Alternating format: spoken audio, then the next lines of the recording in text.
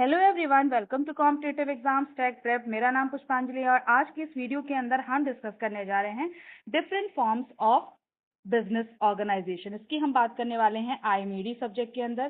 Friends, अभी तक आप मेरे चैनल पर जुड़े नहीं हैं तो जुड़ जाइए, कर लीजिए चैनल को सब्सक्राइब और बेल बटन को प्रेस कर दीजिए, जिससे आने वाली वीडियोज की नोटिफिकेशन आपको मिलती रहे और ऐसी वीडियोज आप देख पाए। आप मुझे टेलीग्राम पे ही फॉलो कर सकते हैं, जिसका लिंक डिस्क्रिप्शन बॉक्स में है, वहां से चेक करके ज्वाइन कर सकते हैं। वहां पे आपको सारी वीडियोस के नोट्स मिल जाएंगे।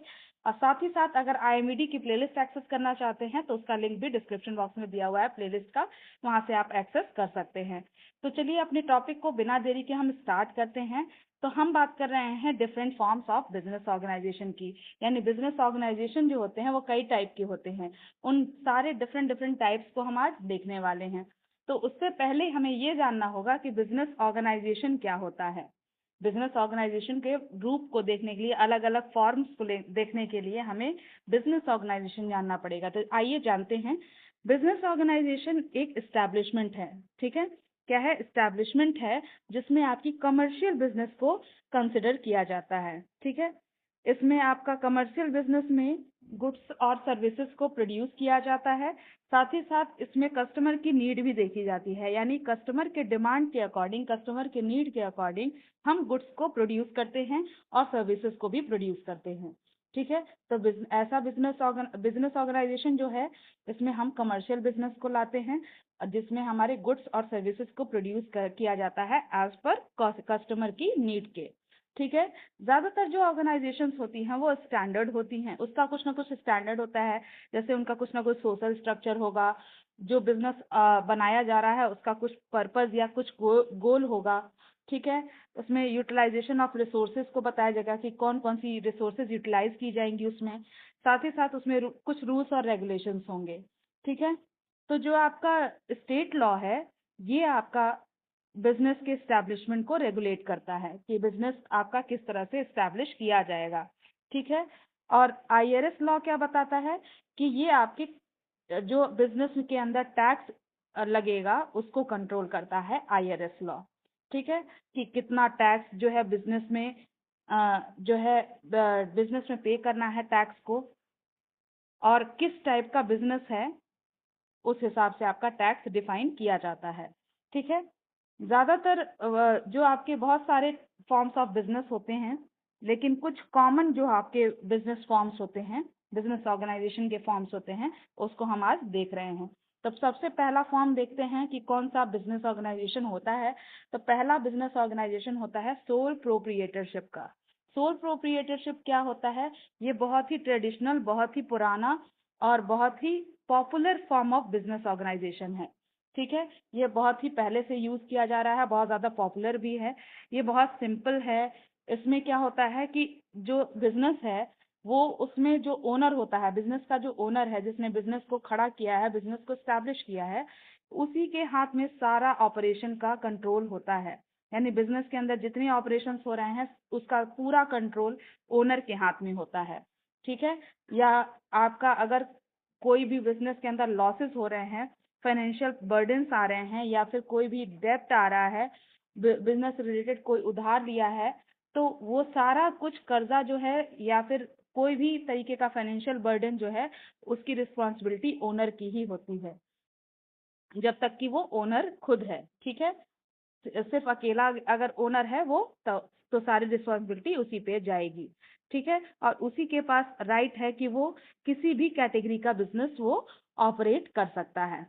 फॉर एग्जाम्पल कि बिजनेस ऑपरेशंस में कौन कौन सा हो जाएगा, जैसे शॉप बिजनेस हो गया, कि वो शॉप बिजनेस भी कर सकता है, या कोई होम बेस्ड कंपनी बना सकता है कि जिसमें उसका पूरा कंट्रोल रहे, या कोई इंडिविजुअल कंसल्टिंग फर्म भी वो चला सकता है, ठीक है।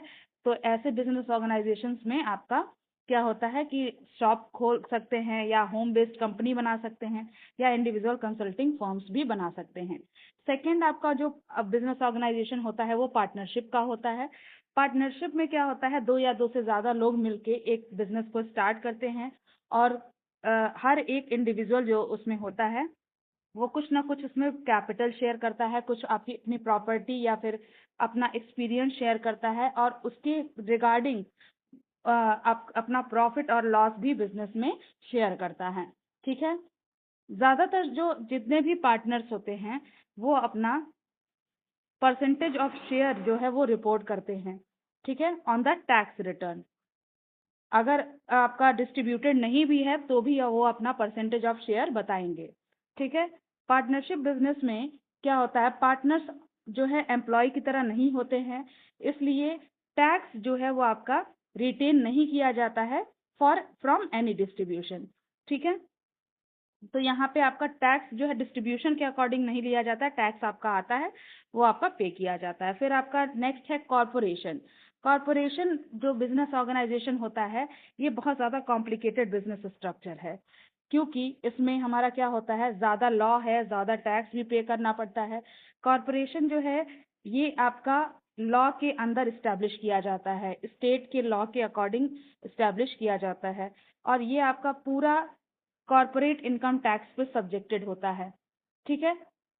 इसमें सारा प्रॉफिट जो है वो आपका शेयर होल्डर्स को इशू किया जाता है, और टैक्स भी जो है आपका उसी हिसाब से डिस्ट्रीब्यूट किया जाता है, ठीक है। तो ये कॉर्पोरेट हो गया। नेक्स्ट आपका आता है लिमिटेड लायबिलिटी कंपनी। ये आपका जो है ये नया फॉर्म है बिजनेस स्ट्रक्चर का, और इसमें क्या होता है, ये आप it gains it's popularity in the short term because the owner has limited individual liability, ठीक है। ये आपका शॉर्ट टर्म बिजनेस में ज़्यादा यूज किया जाता है, जो लिमिटेड लायबिलिटी कंपनी है, ठीक है। इसको हम एलएलसी भी कहते हैं शॉर्ट में। It had similar feature like a partnership, the बिल्कुल पार्टनरशिप की तरह ये है, जैसे कि एडमिनिस्ट्रेशन फ्लेक्सिबिलिटी इसके अंदर है, advantage of passing the taxation है, टैक्सेशन भी पास कर सकते हैं इसमें। तो प्रोप्रिएटर ऑफ एलएलसी जो है वो क्या कहलाता है, मेंबर कहलाता है, क्योंकि इसमें आपका बहुत सारे कॉरपोरेशन जुड़े होते हैं, एडिशनल एलएलसी और फॉरेन एंटिटीज भी जुड़ी होती हैं। तो ये आपका नया फॉर्म है बिजनेस का, जिसमें आपका क्या होता है, बिल्कुल ये भी पार्टनरशिप की तरह ही वर्क करता है। इसमें भी आपका जो है सारी चीज़ें शेयर के अकॉर्डिंग की जाती हैं।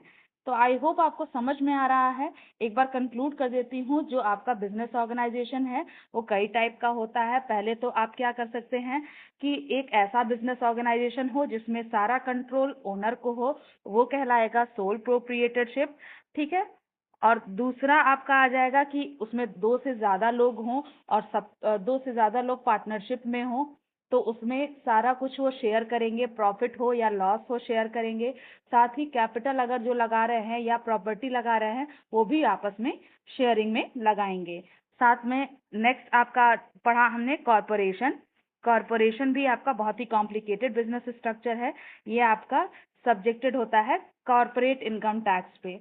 इसमें ज़्यादा टैक्स भी पे करना पड़ता है, साथ ही ज़्यादा लॉ भी इसके अंदर होता है, ठीक है। और लास्ट हमने पढ़ा लिमिटेड लायबिलिटी कंपनी, जो कि नया आपका फॉर्म ऑफ बिजनेस स्ट्रक्चर है।